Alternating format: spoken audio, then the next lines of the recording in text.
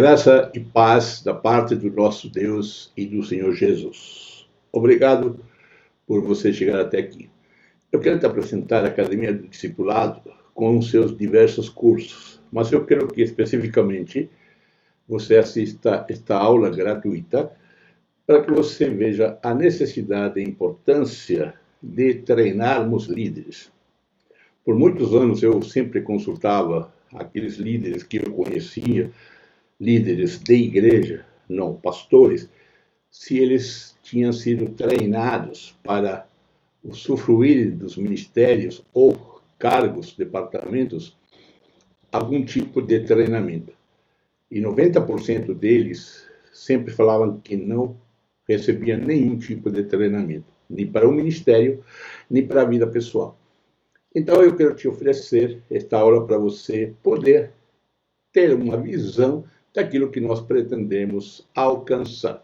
Lembrando que, nestes últimos tempos, temos vivenciado a utilidade que podemos usar na internet para edificação da igreja. Não esqueça que este momento nos mostra que o nosso mundo de ministério vai ser em dois campos, o mundo presencial e o mundo virtual. Devemos estar preparados para isso. Então, eu quero fazer parte dessa transformação e eu te convido para você fazer parte também do novo tempo que Deus nos está dando para ampliar os nossos ministérios e alcançar pessoas com o Evangelho de Jesus. Seja bem-vindo e assista a nossa aula. Um grande abraço e conhece os nossos cursos. Olá, estamos de volta. Muito bem, vamos falar sobre visão. Eu gosto desse tema. Por que eu gosto desse tema? Porque quando eu descobri essa ideia de visão, algumas décadas atrás, passada, eu entendi por que eu sofria tanto estresse e qual era o caminho para eu diminuir o meu estresse, a minha canseira. Foi exatamente sobre visão. Isso facilitou o meu ministério. E eu espero que isso ajude você, ou esta aula ajude você para entender de que a sua igreja, o seu ministério, o seu espaço, o seu casamento, sua família, pode ter uma visão e trabalhar por ela. É evidente que vamos aprender e desejamos que ninguém se estresse, ninguém fique doente, mas vamos aprender exatamente a construir e ver como se constrói uma visão. Eu particularmente acho que se as igrejas tomassem um tempo para definir a sua visão, o que eles pretendem ser, a razão da sua existência, de uma maneira objetiva, creio que avançariam mais rápido no crescimento da igreja. Quando eu falo assim, a razão da sua existência, 99% talvez, as pessoas falam, sim, para a glória de Deus. Verdade, para a glória de Deus a nossa existência. Mas como que eu vou conferir de que essa glória de Deus está manifestando? É no alcance, ou no crescimento, ou na proximidade de eu chegar a essa visão, a esse sonho dourado, se podemos dizer. Mas vamos lá. Vamos conhecer a visão de Deus para a sua vida. Deus procura homens e mulheres biblicamente comprometidos em compartilhar uma visão, estabelecer alvos, mobilizar o corpo de Cristo e superar obstáculos para alcançar as pessoas, as nações, o mundo, as tribos, etnias para Cristo. Então, veja bem, esse é o valor fundamental que nós temos. E para isso nós precisamos construir e entender o valor, a importância de uma visão. E isso que nós vamos estabelecer nesta aula. entender essa importância, entender o processo que Deus usa para desenvolver a visão e sermos desafiados para descobrir essa visão que Deus tem para você.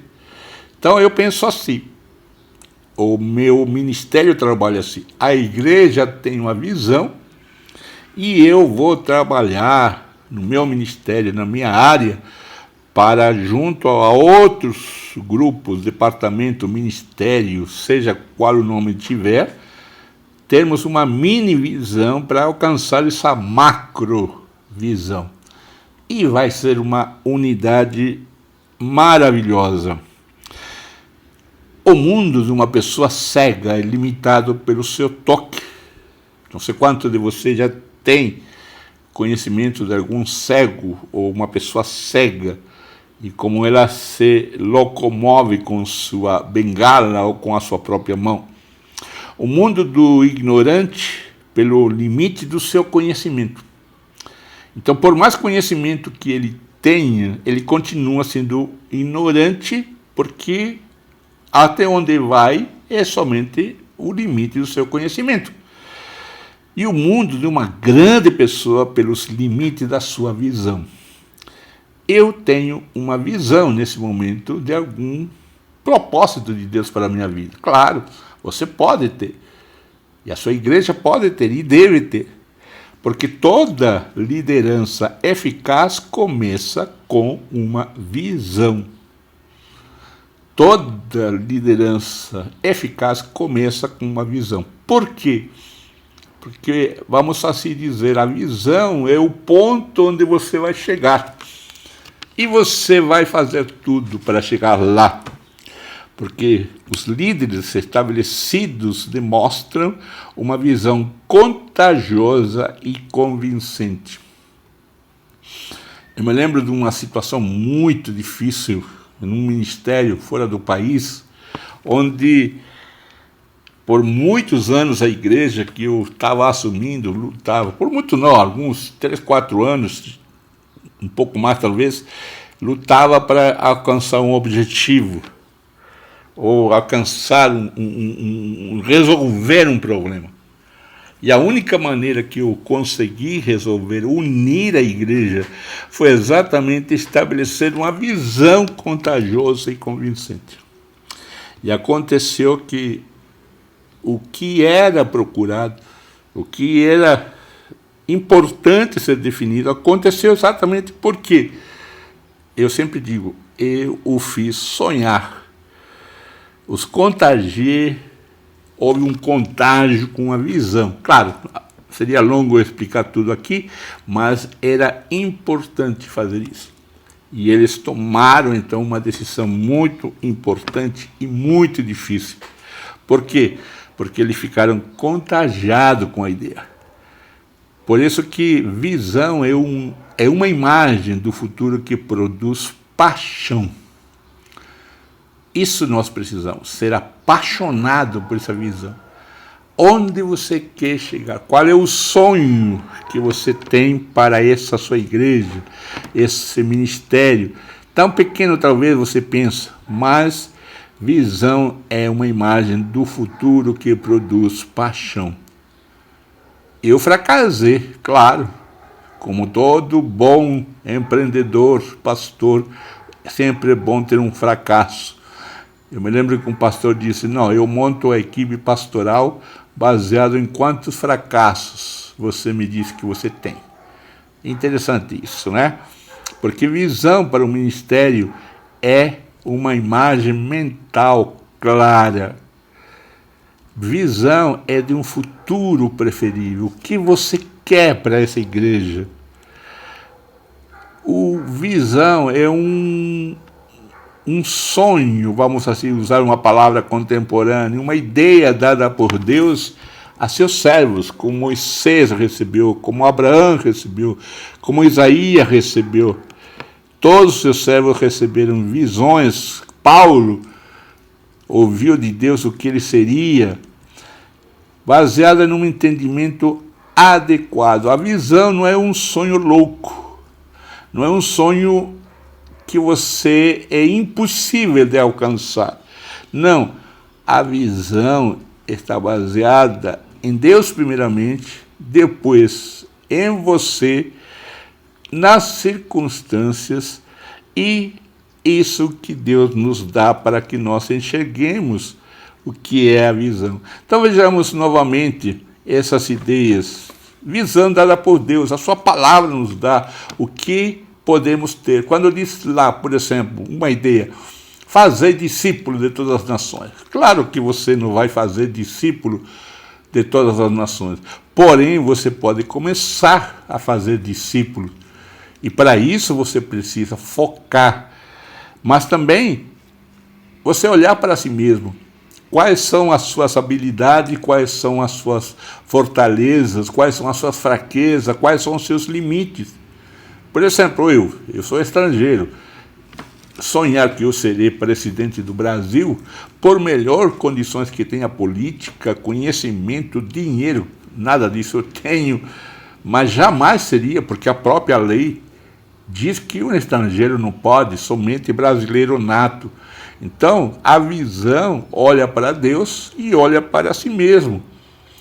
Então, isso dá para nós construirmos uma visão com alto grau de sucesso ou de ser alcançado.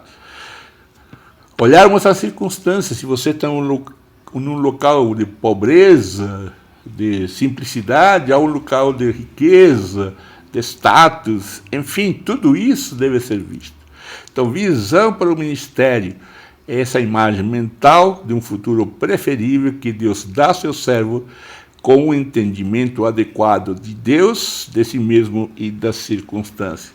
Claro que Deus é onipotente, soberano, pode fazer um monte de coisas sem nossas forças, sem nossa presença ou participação.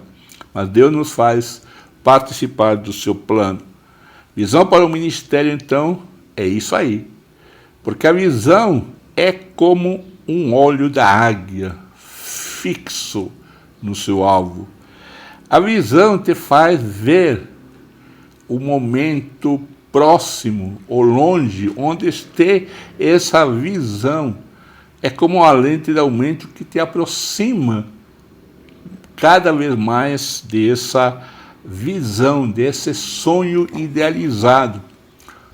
Você quer alegrar o coração, quer crescimento da sua igreja, quer desenvolvimento integral, saudável, completo em qualidade e quantidade.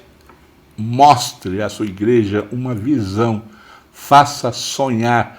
Mas não estou falando em sonhos, uma palavra bem engraçada, estapafúrdios, né? Não, em sonhos realizáveis, em sonho que está ali a seu alcance, no bairro, na vida da sua igreja, enfim, por menor que seja. Todos nós temos sonho. Eu tenho uma visão nesse momento, eu tenho um sonho, um ideal nesse momento que eu trabalho, logo após de deixar o pastorado, agora eu me dedico a outra área, e ali eu tenho uma visão. Então, sonho, essa visão é como lente de aumento. Então, essa visão eu vejo como ou o que desejo que aconteça daqui a alguns anos. Visão é como a margem ou as margens de um rio. Ela te conduz para o lugar. Você não atira para todos os lugares. Eu me lembro que eu fui pastor por vários anos, 12 anos, de uma equipe pastoral, onde nós tínhamos como igreja uma visão.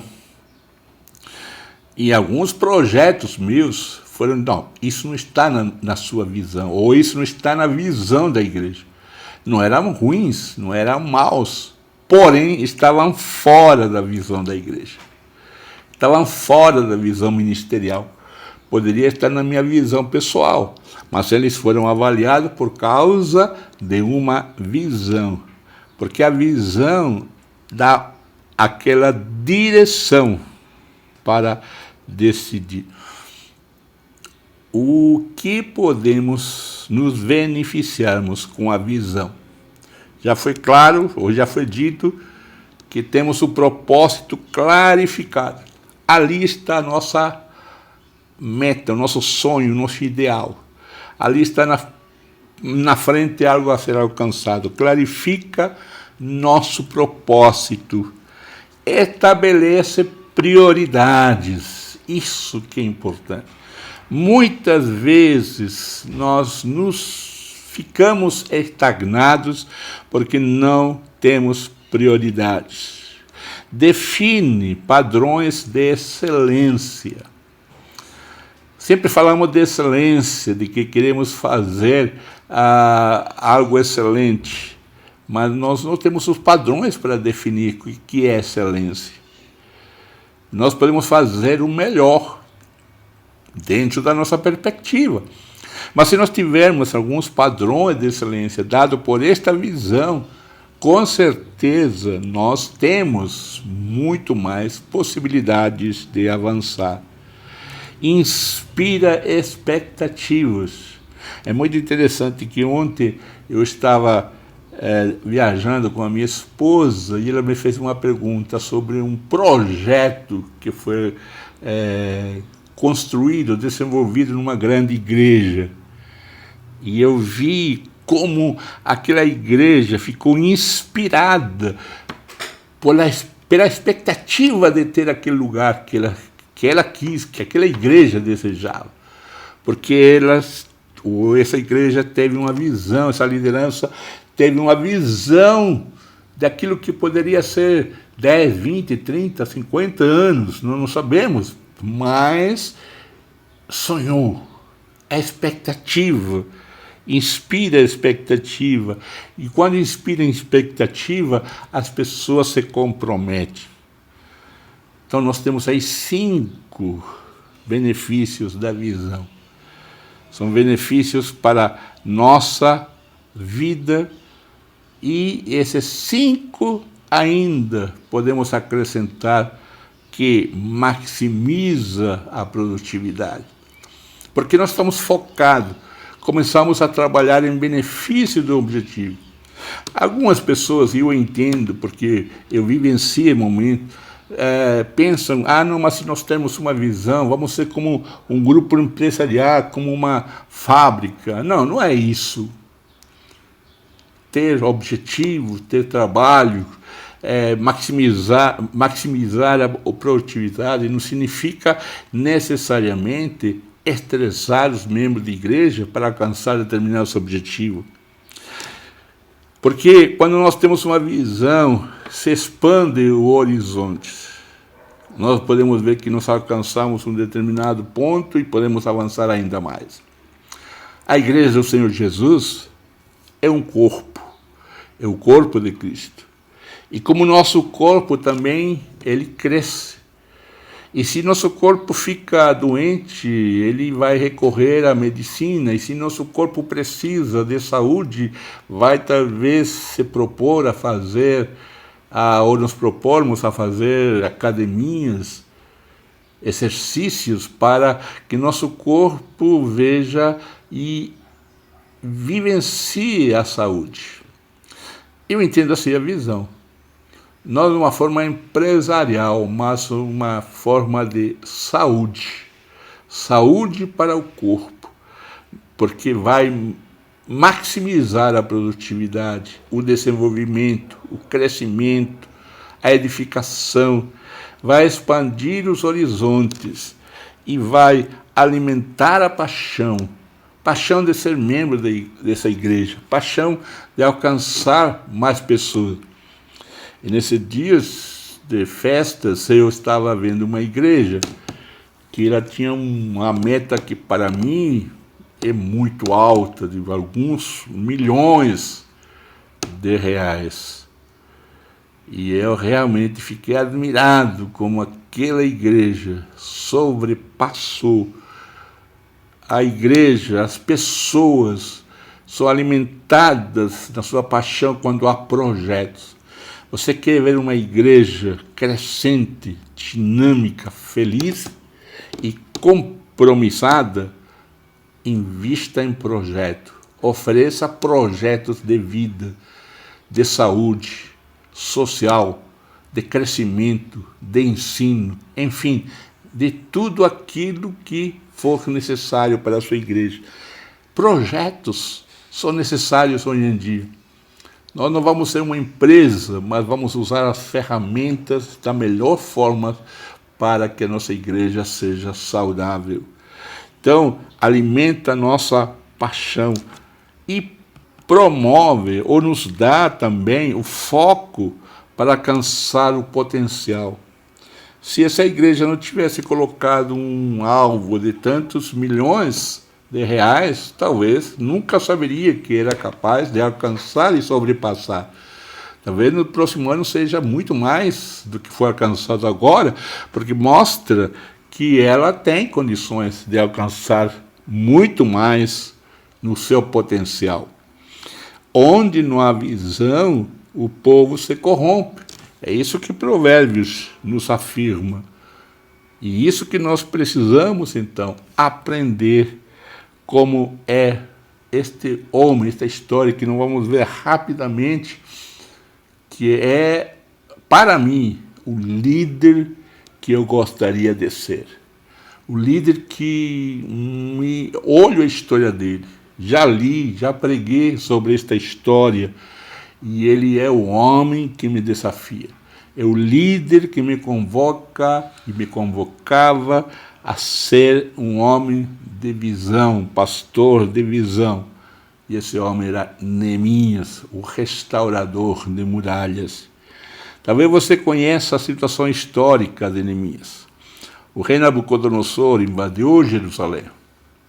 Você sabe muito bem a história. Ele queima a casa de Deus, derruba a muralha de proteção, derruba o templo. Nabucodonosor toma posse, então, daquelas pessoas. Ele leva cativo o melhor do povo de Israel. E então as fortalezas são destruídas, os artigos de valor são destruídos, os tesouros nacionais são destruídos. Tudo ficou no chão. Desta maneira, então, o povo de Deus fica dividido. Um número vai para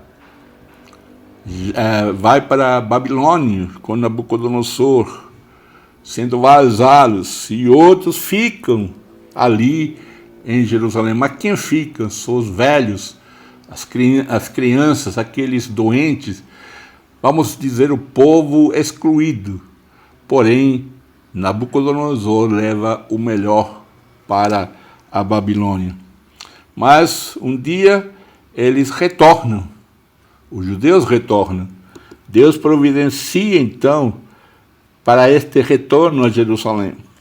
Nabucodonosor é derrotado pelo Império Persa e os judeus começam a retornar com Zorobabel, que vai reconstruir a casa de Deus depois de 70 anos.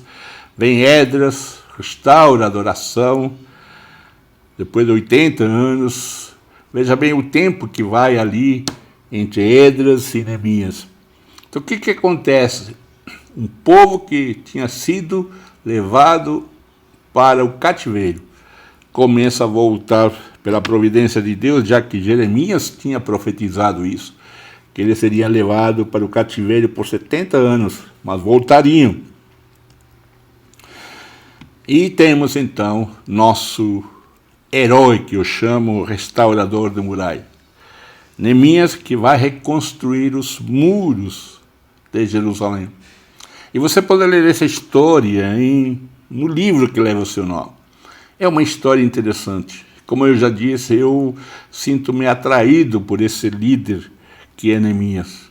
Talvez seja um dos livros que nós precisamos comentar nesta plataforma, nesse estudo que nós estamos dando sobre liderança, em algum próximo curso. 6 passos que Neemias não vai te ensinar, e ele encontra, então, a visão da sua vida. Vamos ver algumas coisas. Primeira coisa que o líder vê, a necessidade. O líder vê a necessidade. Isso me faz lembrar de Isaías, quando ele diz, ou melhor, quando ele ouve a voz de Deus: a quem enviarei, quem há de ir por nós? E ele diz, Isaías, eis-me aqui estou. Deixa eu contar algumas histórias neste caso, que o líder vê a necessidade. Há uma das coisas mais interessantes no meio cristão é aquela ideia, né, do pastor. O pastor tem que fazer isso, o pastor tem que fazer aquilo. E eu aprendi com Neemias, esta liderança, a fazer o seguinte: cada vez que uma pessoa vinha para reclamar, ou melhor, para sugerir, criar alguma coisa, eu usava Neemias e eu parabenizava essa pessoa. Eu dizia: olha, parabéns, Deus falou com você, você vê a necessidade, como Neemias viu a necessidade. Agora planeje o que vai fazer. E aí, realmente as coisas, não digo que em todos, mas em alguns, talvez a maioria, aí acabava, terminava-se o desejo de ver a igreja fazendo alguma coisa. Porque geralmente as pessoas pensam que a igreja tem que fazer. Mas neste Neemias você vê claramente, o líder vê a necessidade. As palavras de Neemias, filho de Acalias, no mês de Quisleu, no ano 20º, estando eu na cidadela de Suzã, veio Hanani, um dos meus irmãos, com alguns de Judá. Então lhes perguntei pelos judeus que escaparam e que não foram levados para o exílio e acerca de Jerusalém. Veja bem, Neemias pergunta aos irmãos judeus que vêm de volta, que estão chegando na cidadela onde está Neemias, e ele pergunta: onde estão? O que aconteceu com aqueles que escaparam do cativeiro e que não foram levados para o exílio? E o que aconteceu em Jerusalém? E a resposta veio: os restantes que não foram levados para o exílio e se acham lá na província, em Jerusalém, estão em grande miséria e desprezo. Os muros de Jerusalém estão derribados e as suas portas queimadas. Duas coisas importantíssimas para o povo daquele tempo: os muros e as portas. Sinais de fortaleza, de segurança. Mas o líder vê a necessidade e o líder sente a necessidade. Tendo eu ouvido estas palavras, assentei-me e chorei. Aqui começa então a mudança.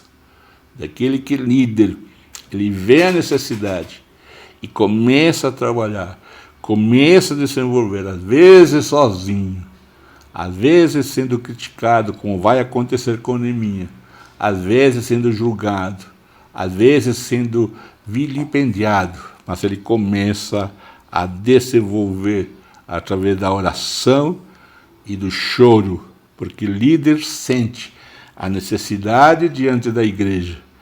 O líder visionário está disposto a intencionalmente colocar a necessidade em seu coração e senti-la. Quando uma pessoa decide, muitas vezes, tomar um caminho que para a grande maioria pode ser errado, se ele tem essa disposição e disponibilidade, ele é um líder visionário que colocou a necessidade da igreja no seu coração e a sentiu. Desta maneira, Neemias, então, ele está disposto a fazer alguma coisa. Primeiro, a se ajoelhar e chorar, mas também, não somente a disposição, mas também a disponibilidade, porque ele se liga à necessidade. Ele lamenta por alguns dias, ele chora, porque ele sabe que há necessidade. Então Deus liga servos escolhidos a necessidades reais. A necessidades reais. Não há sonhos mirabolantes, mas há necessidades reais. Não é alvos ou metas irreais, coisas que estão aí à frente, são necessárias para escolher. A necessidade, então, do servo, da igreja, da comunidade, do grupo. Deus liga esses servos escolhidos a essas necessidades. Qual é a necessidade que você está enxergando? Essa deve ser, então, a sua preocupação agora. A necessidade se torna, então, uma carga de oração. Uma carga de oração porque Neemias ele começou a jejuar e orar diante de Deus dos céus. E ele, então, se tornou um líder que sentiu a sua carga como sendo um grande peso, porque essa carga que era pesada gerou nele uma grande visão, e ele ficou apaixonado pelo desafio de reconstrução das muralhas, dos muros de Jerusalém, e ele então crê que pode atender a necessidade. Neemias então disse, então sou eu.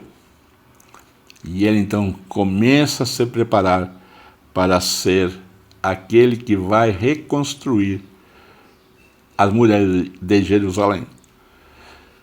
É necessário então agir por fé, reconhecer o poder de Deus e reafirmar sua responsabilidade. No meu coração sempre houve um sonho, desde que eu saí da minha terra, era um dia voltar para meu país e trabalhar ali por um período, porque eu sabia que precisava de algumas coisas que eu tinha aprendido. E Deus me deu esse desejo, me deu essa oportunidade por estranhos caminhos. Foi muito difícil, mas Deus me deu, porque eu senti que aquela nação, naquela região que eu sempre quis visitar, porque era a minha região, que eu quis dedicar meu tempo, que eu quis trabalhar, e fiquei ali por quase 6 anos, 5, 6 anos, eu estive ali, porque eu acreditava que Deus iria levantar tudo o que eu precisasse. E assim foi. Fui e voltei pela graça de Deus, sustentado pelo Senhor em tudo. É necessário então agir por fé, reconhecer que Deus tem poder, reafirmar a sua responsabilidade e começar então, ter ação inicial para atender a necessidade, para atender aquilo que Deus colocou no coração. Porque ao dar este passo, o líder lança aquela visão para a ação, lança a visão à ação, dá um passo de fé que envolve riscos. Eu tive sério risco, até eu vir da minha esposa, que até o divórcio estava aí à porta. Mas se Deus me chamou e Deus me deu a minha esposa, Ele iria responder aos desafios que estavam sendo colocados diante de mim. E Ele respondeu. Saí da arena privada para a arena pública. O que significou isso? Ele foi até o rei, até o homem, a pessoa que tinha condições de ajudar ele, para atravessar as cidades, as nações, e chegar a Jerusalém e reconstruir os muros. Está lá no capítulo 2 e 3, começa esta ação de Neemias. E ele caminha em direção à realização do seu propósito. Ele sai da sua terra, do lugar de comodidade, de sucesso, copeiro do rei, e ele vai então para cumprir o propósito de Deus. Qual é o seu propósito? Qual é a sua visão? Deixa eu te falar aqui, aproveitando neste curso, nesta plataforma, há um curso, chama-se Descomplicando a Vida. Ali eu ensino que você pode descobrir o propósito de Deus, a Deus te dar uma visão pessoal, particular. Porque Deus formou você com habilidades específicas. Eu creio assim. Baseado no Salmo 139, Deus restaurou a minha vida e aprendi ali nesse Salmo 139 como Deus me formou, me fez, essa experiência que eu vivenciei e aonde eu cheguei é por causa daquilo que Deus me ensinou. É muito interessante que aquilo que eu aprendi, aquilo que eu estudei, a faculdade que eu ingressei, como Deus trabalha na nossa vida, pelas experiências, pelas habilidades, pelos dons espirituais, pela paixão, como Deus trabalha na nossa vida para nos dar um propósito de vida. E eu sou feliz, eu sou grato a Deus, porque consegui vivenciar a minha paixão, propósito. Com 30 e poucos anos, eu fiz uma declaração de missão de vida. O que eu serviria, para que eu nasci, por que eu passei a assistir neste mundo, por que todas as experiências, e à luz da palavra, à luz de orientações, à luz de oração, à luz da oração, da busca de Deus, de conselheiros, eu construí o propósito de vida. E não era sucesso, não era dinheiro, não, era simplesmente fazer a vontade de Deus. Sua vida pode mudar.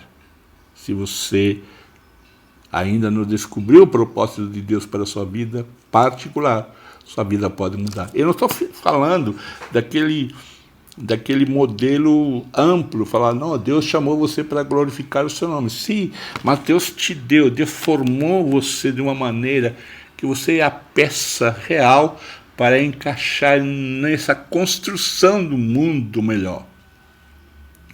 Eu sempre digo assim, que todo ser humano que nasce na face da terra é permitido, nasce com um propósito de Deus para termos um mundo melhor. Alguns não entendem isso, se desviam, se afastam e tornam o mundo pior. Porém, aqueles que entendem que é um propósito, descobrem a sua paixão, descobrem a sua vocação. E não estou falando de cristãos, estou falando de pessoas não cristãs. Eles começam a construir um mundo melhor. E aí está cheio de gente assim. Mas quando essas pessoas se encontram com Jesus, quando eles recebem o poder do Espírito Santo, são cheios do Espírito Santo, eles são impulsionados ainda mais a cumprir o propósito de Deus. Posso falar que eles aceleram a construção desse mundo melhor, que Deus deseja que nós vivamos no seu sonho do reino de Deus que Deus tem para nós, que está relatado em Gênesis 1 e 2. Por isso que eu chamo a atenção de você, para que você viva aquilo que Deus planejou para você, descobrindo. E na nossa plataforma aqui que você está estudando comigo, temos Descomplica a sua vida. O curso chama Descomplicando a Vida. Procure, descubra o propósito de Deus e você vai ver que Deus vai ser glorificado e você vai ser um homem de alegria, uma mulher com alegria de trabalhar, de cumprir a sua vocação. Sua vida, sem dúvida nenhuma, está prestes a mudar para sempre, quando você descobre o propósito, quando você descobrir o propósito de Deus. Sem lugar a dúvidas, você se tornará cada dia uma ferramenta de Deus nas suas mãos. Que Deus te abençoe. Nós nos encontramos na próxima aula e uma boa descoberta deste propósito. Fica na paz e na bênção do Senhor.